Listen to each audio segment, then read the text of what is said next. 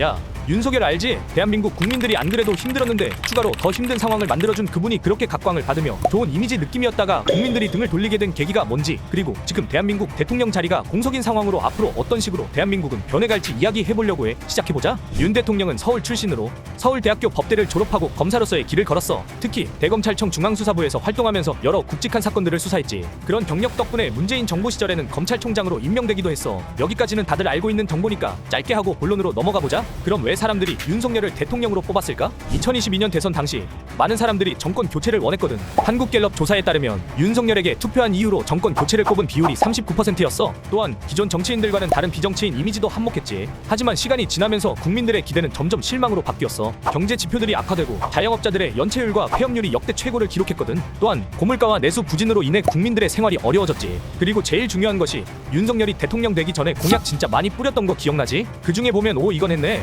싶은 것도 있고 이건 그냥 말만 했네 싶은 것도 있더라.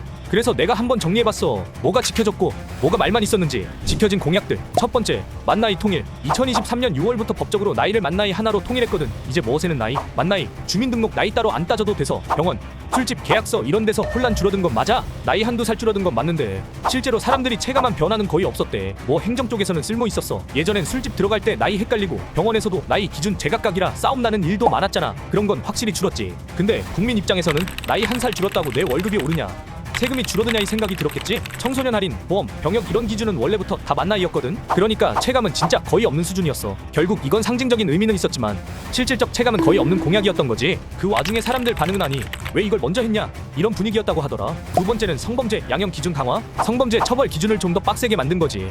이건 피해자 보호 차원에서 꽤 의미 있다는 평가도 있어. 세 번째는 공매도 감시 전담 조직 설치. 요즘 주식시장에서 공매도 이슈 크잖아. 그거 막으려고 정부가 전담 감시 조직을 만들었고 불법으로 걸리면 처벌도 강화됐대. 근데 안 지켜진 건 첫 번째, 부동산 세제 개편, 종부세 폐지하겠다, 세금 줄이겠다 말은 많았는데 막상 체감상 큰 변화는 없었어. 집 있는 사람들한텐 아쉬운 부분이지. 두 번째, 공공기관 지방 이전, 지역 균형 발전하겠다며 공공기관 지방 보내겠다고 했는데 이거는 말만 있었고 실제로 이전된 건 거의 없음. 세 번째, 청년 일자리 110만 개 창출. 야 이건 진짜 숫자 자체가 컸잖아. 근데 현실은 일자리 질도 문제고 개수도 목표엔 한참 못 미쳤어. 전체 공약 이행률은 1년차 기준으로 봤을 때 공약 이행률 14.7%, 그중에 파기된 공약 11%, 내용 바뀐 공약이 6.6%, 진행 중인 공약이 67.6%였대. 즉 말은 많았는데 실제로 완료했다는 건 10개 중 1에서 2개 수준이라는 거지. 국민들 입장에서는 이게 다야 이런 반응도 나올 만하지. 그 중에서도 특히 시끄러웠던 사건이 있었어. 윤석열이 대통령 시절에 비상계엄을 선포한 거 알지? 2024년 12월 3일 밤 10시 20분 윤 대통령은 북한의 위협과 종북 세력의 척결을 이유로 비상계엄을 선포했어. 하지만 이 결정은 헌법이 정한 요건을 충족하지 못한 채 이루어진 거였지. 이후 국회는 12월 4일 새벽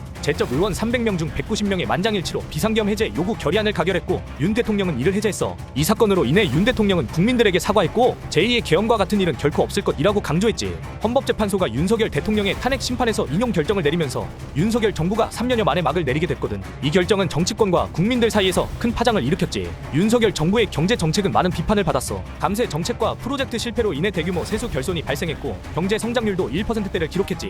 이러한 경제 상황은 국민들의 생활에 직접적인 영향을 미쳤어. 또한 윤석열의 부인 김건희 씨와 관련된 논란도 많이 있었어. 도이치모터스 주가 조작 의혹과 명품 가방 수수 사건 등이 그 예야. 이러한 사건들은 대통령 부부에 대한 국민들의 신뢰를 떨어뜨렸지. 결국 이러한 일련의 사건들로 인해 헌법재판소는 윤석열 대통령의 파면을 결정했어. 이로 인해 대한민국은 대통령이 없는 상태가 되었고 정치적 불확실성이 커졌지. 이제 대한민국은 새로운 리더를 찾아야 하는 현실을 마주하게 되었는데 누가 될지는 모르겠지만 곧 누군가는 앉게 될 그 자리에 대한민국 리더는 정치적 안정과 경제 회복을 위해서는 국민들의 신뢰를 되찾는 것이 중요하겠지. 앞으로 어떤 변화가 있을지 지켜봐야 할 것 같아. 오늘 영상은 그 누구의 쪽에서도 아닌 뉴스의 내용들로 팩트만 정리해서 만들어진 영상이며 오해의 소지가 일절 없길 바라면서 영상 마무리할게.